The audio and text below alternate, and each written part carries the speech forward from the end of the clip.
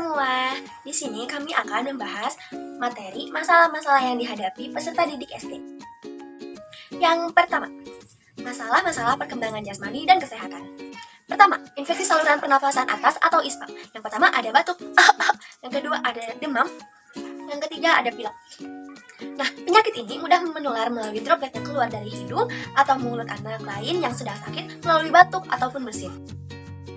Yang kedua, diare atau konstipasi atau sembelit, biasanya akibat pola makan yang tidak sehat, kurang serat, serta tidak menjaga kebersihan tangan sebelum makan. Ketiga, dehidrasi dan kelelahan, karena anak aktif beraktivitas di sekolah namun kurang istirahat dan jarang minum air putih. Selain itu, masalah yang sering muncul yaitu imunitas menurun karena kurang asupan sayur dan buah. Lalu, ada masalah gigi dan mulut karena sering mengkonsumsi makanan yang manis-manis. Serta masalah kulit ringan seperti biang keringat, panu, bahkan kutu air.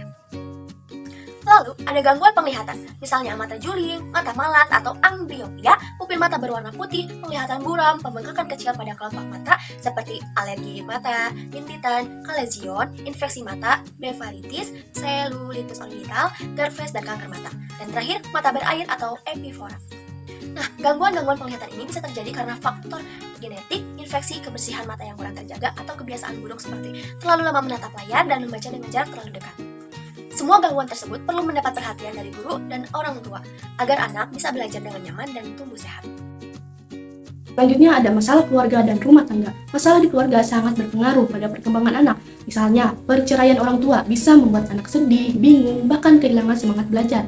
Anak yang kurang mendapatkan perhatian karena orang tua sibuk bekerja juga bisa merasa kesepian dan kurang termotivasi. Selain itu, pola asuh yang tidak tepat, terlalu keras, atau terlalu memanjakan bisa membentuk perilaku yang kurang baik. Yang paling serius adalah child abuse atau kekerasan terhadap anak, baik fisik maupun emosional, karena bisa berdampak pada mental anak dan kehidupan dan masa depannya. Anak usia sekolah dasar itu sedang berada pada masa perkembangan yang sangat pesat, baik secara fisik, sosial, maupun emosional.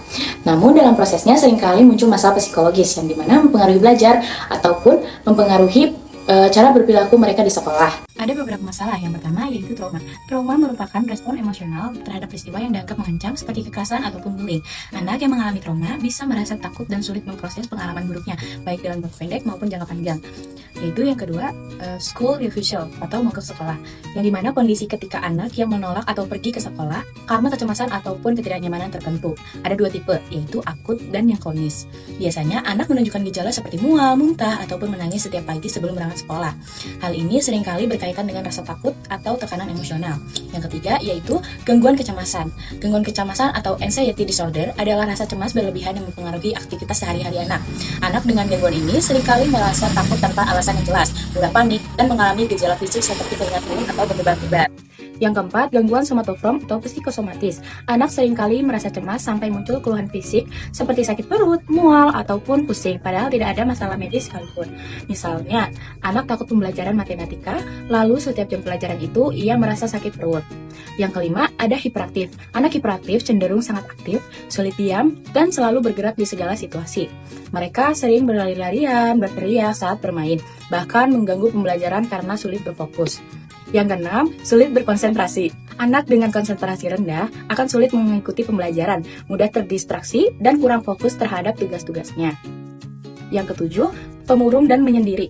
Anak seperti ini cenderung menarik diri dari lingkungan sosial, sulit bergaul, dan lebih suka menyendiri. Yang kedelapan, masalah berbicara. Beberapa anak memiliki gangguan dalam berbicara, misalnya artikulasi yang tidak jelas atau sulit dimengerti oleh orang lain. Yang kesembilan, ada afek dan stimming, yaitu reaksi emosional yang muncul tiba-tiba seperti rasa tegang, marah, atau menangis mendadak karena tekanan emosi.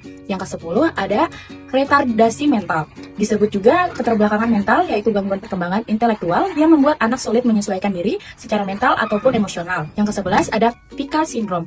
Anak yang mengalami sindrom ini memiliki kebiasaan memakan benda yang bukan makanan, seperti kertas, batu, ataupun tanah. 12. Gangguan kecemasan yang tinggi, yaitu rasa cemas yang sangat intens sehingga bisa mengganggu kesehatan mental anak. Yang ke-13 ada autisme, adalah kondisi di mana anak mengalami kesulitan dalam komunikasi sosial, perilaku yang berulang, dan kurangnya interaksi dengan orang lain. Ke-14, gangguan makan. Meskipun ini tampak sepele, susah makan bisa mempengaruhi kesehatan dan perkembangan kecerdasan anak. 15, gangguan bipolar. Gangguan ini menyebabkan perubahan suasana hati yang ekstrim antara bahagia berlebihan atau sedih mendalam. Ke-16, gangguan somatofrom. Gangguan ini mirip dengan psikosomatis, yaitu munculnya keluhan fisik tanpa penyebab medis yang jelas. Biasanya dikarenakan stres. Yang ke-17 yaitu skizofrenia, merupakan gangguan jiwa yang ditandai halusinasi, cara berpikir yang kacau, dan kesulitan membedakan realita.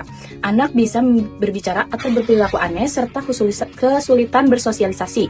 18, gangguan disosiatif. Anak mengalami gangguan kesadaran terhadap dirinya sendiri, merasa bingung, dan lupa siapa dirinya. Biasanya disebabkan oleh trauma berat yang tidak bisa ditoleransi oleh mental anak. 19, the blues. Istilah ini merujuk pada kondisi depresi.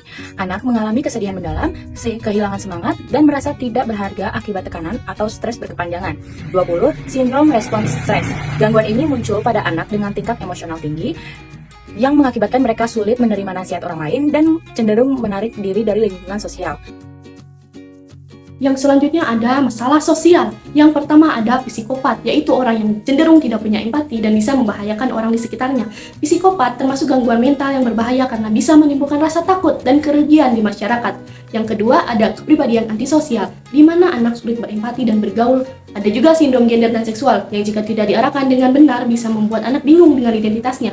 Selain itu, banyak anak yang mengalami kesulitan bersahabat, misalnya sulit mencari teman, merasa tersaing, atau tidak bisa menyesuaikan diri dalam kelompok. Semua ini perlu perhatian agar anak bisa berkembang secara sosial dan emosional dengan baik.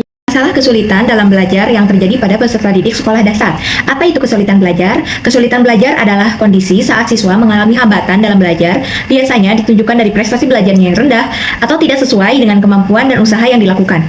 Ciri-ciri anak yang mengalami kesulitan belajar antara lain yaitu nilai belajarnya rendah, hasil belajar tidak sebanding dengan usaha yang dilakukan, lambat mengerjakan tugas, menunjukkan sikap yang kurang wajar, menunjukkan sikap yang berkelainan, dan menunjukkan gejala emosional yang kurang wajar. Jadi jenis kesulitan dalam belajar. Yang pertama yaitu kesulitan akademik. Kesulitan membaca ini seringkali anak sekolah dasar mengenal bunyi huruf, tetapi mereka kesulitan membacanya apabila huruf itu dirangkai menjadi kata. Kesulitan menulis disebabkan karena kemampuan psikomotornya kurang terlatih. Kesulitan berhitung anak ini berkaitan dengan kuantitatif. Yang kedua, yaitu ada gangguan simbolik. Kesulitan belajar karena gangguan simbolik antara lain siswa mampu mendengar tetapi tidak mengerti apa yang didengar. Yang ketiga, yaitu gangguan non-simbolik, yaitu anak mengalami kesulitan untuk mengenal kembali apa yang telah dipelajari pada pelajaran sebelumnya. Yang keempat, yaitu ada non-verbal learning disabilities atau NELD. Kesulitan ini tuh merupakan jenis kesulitan belajar yang mana siswa tidak mampu untuk memahami objek-objek visual. Yang kelima, yaitu diskalkulia. Diskalkulia adalah kondisi kesulitan belajar siswa yang tidak bisa memecah berbagai persoalan matematika yang sedang dihadapi. 6, yaitu ada auditory and visual processing disorder atau APD. Anak-anak mengalami kesulitan belajar sebab mereka biasanya tidak mampu memahami bahasa pengantar mata pelajaran, baik itu disajikan secara tertulis maupun lisan. Dan yang terakhir yaitu ada disleksia.